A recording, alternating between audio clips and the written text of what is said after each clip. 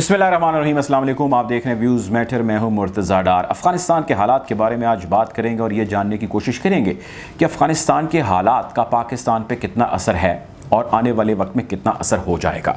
मैं आपके सामने आज जो ख़बर शेयर करने जा रहा हूँ और एक वीडियो प्ले करने जा रहा हूँ, ये मुमकिन है कि कुछ ही या चंद आप में से लोग हों जिन्होंने ये देखी हो या सुनी हो या इस नैरेटिव के ऊपर अभी तक उनके जहनों में या इस मालूमात के हवाले से उन तक कोई भी चीज़ अभी ना पहुंची हो। आप ऐसा कीजिए कि पहले ये वीडियो देख लें, ये पश्तो लैंग्वेज में है, इसको आप समझ लें जो समझ सकते हैं, वरना मैं आपको इसका बाद में तर्जुमा कर देता हूँ। जी। पाकिस्तान दमनु मरकड़ा है ये पाकिस्तान दी फिदाई दे पार हमनु मरकड़ा है د پاکستان د فدای د پر آمده ده یعنی څه رقم دی چې پاکستان باندې حمله وکړي یعنی پاکستان باندې पाकिस्तान में د دغه د پاره شما نام به خاطر خودتون بر فدایی آماده هستید؟ نه، ما به خاطر جنگ به خطا نام دادیم که نام ما برسه بریم بخیر پاکستان جهاد کنیم ان شاء الله. پاکستان جهاد کنیم؟ در پاکستان جهاد رواست؟ پاکستان خو یزید ملک از بیخی حکومتش عوامش بیخی کفار است. څنګه ده تاویلی؟ کفار اوس عمل ته اړې جوړې کړي، کفار عمل ته اوسي نو غواړي چې کفار وبسیال ته ورسو। ये वीडियो दो तालिबान फ़ाइटर्स की हैं जो इस वक्त वहाँ पे ग्राउंड पे मौजूद हैं और एक लोकल वहाँ पे जो शख्स है वो उनका इंटरव्यू कर रहा है और उस इंटरव्यू ने इस वक्त सोशल मीडिया के ऊपर एक कोहराम जो है वो बर्पा किया हुआ है। इस इंटरव्यू को उर्दू और अंग्रेज़ी दोनों में आपको बता देता हूँ जिनको पश्तो नहीं आती। मुख्तसरन वो ये कहता है कि जी अफ़गान तालिबान अहद कर रहे हैं, वादा कर रहे हैं कि वो अपना जहाद पाकिस्तान तक फैलाएँगे। एक शख्स ने अपना नाम ख़ुदकुश बमबार की लिस्ट में भी शामिल करवा लिया है। पाकिस्तान में शरिया का नफाज ज़रूरी है। पाकिस्तान के अंदर फ़ॉरेन मिलिट्री बेसिस मौजूद हैं। मैं अंग्रेज़ी में थोड़ा इसका डिटेल जो है वो तर्जुमा कर देता हूँ। एहसानुल्लाह टीपू महसूद साहब हैं जिन्होंने ये ट्वीट की है। सीनियर जर्नलिस्ट हैं, ये न्यूयॉर्क टाइम्स के लिए भी काम करते हैं और इस सारे ख़त्ते पश्तून पट्टी से बड़ी अच्छी तरह वाकिफ़ हैं। इस ट्वीट में वो इसका तर्जुमा कर रहे हैं और बता रहे हैं कि हेयर फ्यू अफ़गान तालिबान फ़ाइटर्स वो to expand jihad to Pakistan as they consider it un-Islamic, having foreign military bases. I have enlisted myself for suicide attack in Pakistan. One fighter claims such loose cannons can be easily persuaded for jihad outside Afghanistan, primarily in Pakistan. मुख्तसर भाई इसके अंदर ये कहा जा रहा है तालिबान जो ग्राउंड पर अफ़गान तालिबान जो ग्राउंड पर मौजूद फोर्सेस हैं वो ये कह रही हैं कि पाकिस्तान पे हमने यलगार करनी है। वो अन इस्लामिक कंट्री है, वहाँ पे आज भी वो कहते हैं जी बेसिस मौजूद हैं फ़ॉरेन फोर्सेस की और हम वहाँ पे हमला करेंगे। मैंने अपना नाम वो कहते हैं जी ख़ुदकुश बमबार के तौर पे लिखवा दिया, लिस्ट में शामिल करवा दिया और हम शरिया का नफाज वहाँ पे करेंगे। इनमें से कोई चीज़ नहीं जो भाई मैं कह रहा हूँ, ये सारी की सारी चीज़ें इस वीडियो के अंदर बयान की गई हैं जो इस वक्त सोशल मीडिया पर वायरल है। सबसे पहले मैंने एहसानुल्लाह महसूद टीपू साहब जो न्यूयॉर्क टाइम्स के सहाफ़ी हैं उनकी ये ट्वीट देखी और इसके ऊपर लोगों के रिप्लाइज़ पढ़ने शुरू किए तो मुझे यूँ एहसास हुआ कि जो चीज़ें मैं आपसे अब से कुछ हफ़्तों कबल शेयर कर रहा था और जिस पे हमारे बहुत सारे दोस्त नाराज़ हो रहे थे और उनका कहना ये था कि मैं थोड़ा ज़्यादा क्रिटिकल हो गया हूँ जबकि तालिबान जो है वो बिल्कुल बदल चुके हैं। तो मुमकिन है वो लोग शायद ठीक कह रहे हों, ये भी मुमकिन है कि मैं गलत सोच रहा हूँ, लेकिन इस वीडियो के आ जाने के बाद कुछ सवालात हैं जो मेरे जहन में आ रहे हैं। मैंने सोचा कि मैं आपसे सिर्फ वो सवालात शेयर करता हूँ और आप पे छोड़ता हूँ कि आप इसका बेहतर फ़ैसला कीजिए। मैं ये नहीं कह रहा कि जो हुआ वो गलत हुआ और जो ये होने जा रहा है ये बहुत सही होने जा रहा है। सवाल एक ये है कि क्या जो ग्राउंड पर मौजूद फ़ाइटर हैं अफ़गानिस्तान में तालिबान के, क्या वो अपनी क़यादत के कंट्रोल में नहीं हैं? अगर वो कंट्रोल में हैं तो ये वीडियो क्या है? क्या ये कभी मुमकिन हुआ है कि कोई एक आर्मी का या किसी फ़ौज का सालार अपनी फ़ौज को कोई कमान दे रहा हो या वो दुनिया को कोई पॉलिसी ब्रीफ़ कर रहा हो और पीछे उसके फ़ौजी कुछ और ही मिशन और विज़न के ऊपर लगे हों? ऐसे को गद्दार कहा जाता है और इसके ख़िलाफ़ सख्त कार्रवाई की जाती है और उसकी सज़ा मौत होती है। ये भी मैं नहीं कह रहा, ये भी तारीख़ के अंदर चीज़ मल्टीपल जगहों पे, कई हज़ार जगहों पे है। अच्छा, अब ये सवाल अपनी जगह अब भी स्टैंड करता है कि क्या ग्राउंड पर मौजूद तालिबान अपनी क़यादत की बात से इनहराफ करते हैं, उससे इनकारी हैं? अगर वो इनकारी हैं तो ये कौन है और उनके ख़िलाफ़ क्या कार्रवाई तालिबान ने प्लान की है?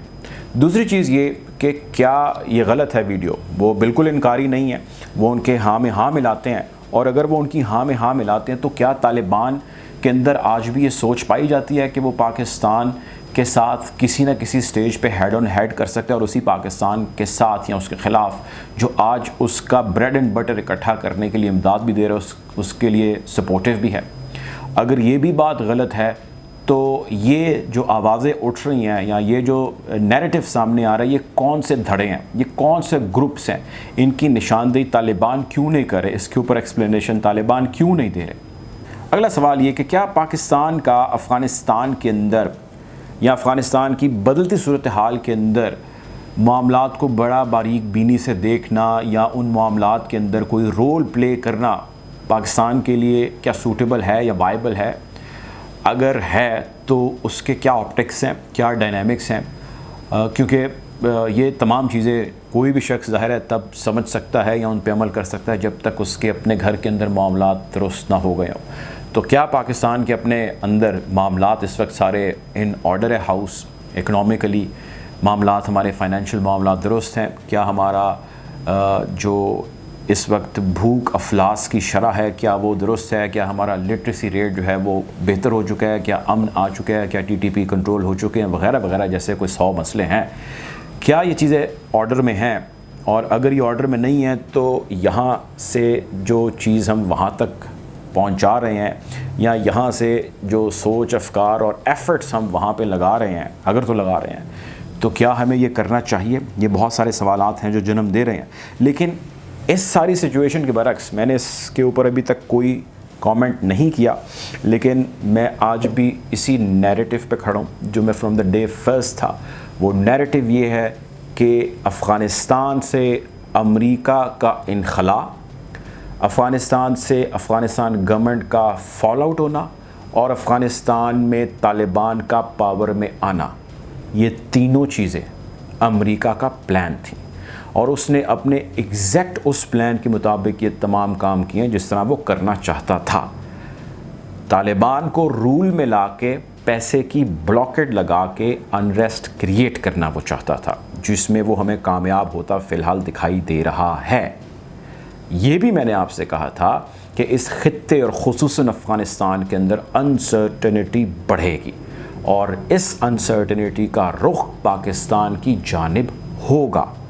ये वीडियो जिसमें 2 उनके कमांडर या उनके सिपाही हैं जो मे भी हो सकता है बड़े क्लोज हो कमांडर के, या वो एटलीस्ट अपनी चलो उस कमांड या उस ब्रिगेड की तो नुमाइंदगी कर रहे हैं, ये उसकी एक मिसाल है। दूसरा मामला आ जाए वेरी क्विकली, पाकिस्तान के अपने अंदर क्या चल रहा है सारे मामले को लेके। पाकिस्तान के अपने अंदर मामलात खासे खटाई का शिकार हैं और पाकिस्तान के अंदर एक बहस छिड़ी हुई है कि जो तहरीक तालिबान पाकिस्तान है उसकी आम मुआफ़ी होने जा रही है।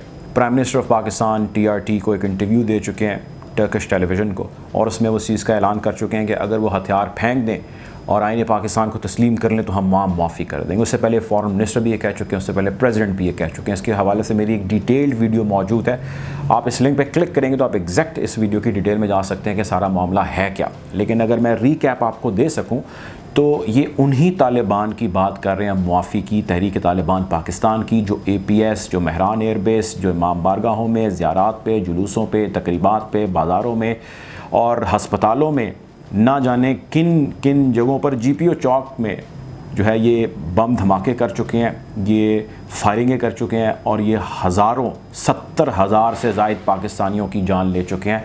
मोर दैन 70,000 ऑफ पाकिस्तानीज़, जिसमें अफवाज पाकिस्तान के बहुत सारे सिपाही, बहुत सारे हमारे जवान ऑफिसर्स जो है वो इसमें शहादत हासिल कर चुके हैं।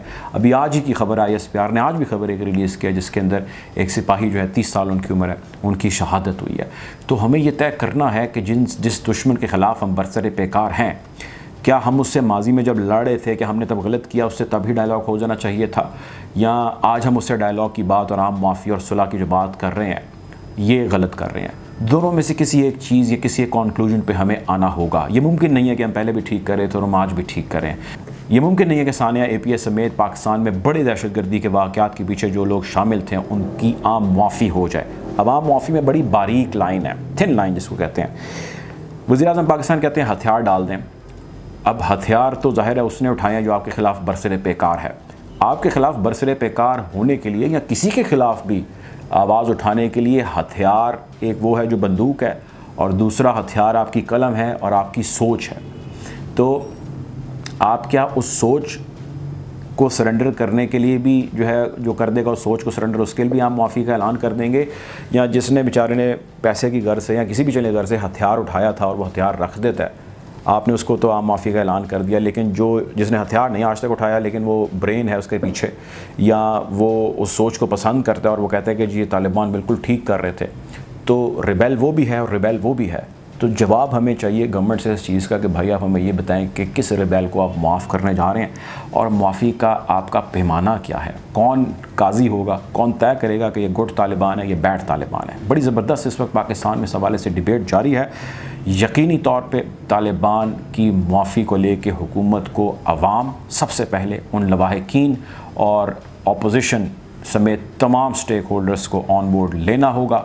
उसके बाद यकीनी तौर पे ये किसी भी कदम पे आगे बढ़ सकते हैं। अगर वो ऐसा नहीं करेंगे तो ख़ित्ते के अंदर वो अफ़गानिस्तान हो या पाकिस्तान हो, बढ़ता हुआ तालिबान का असर रसूख आया है।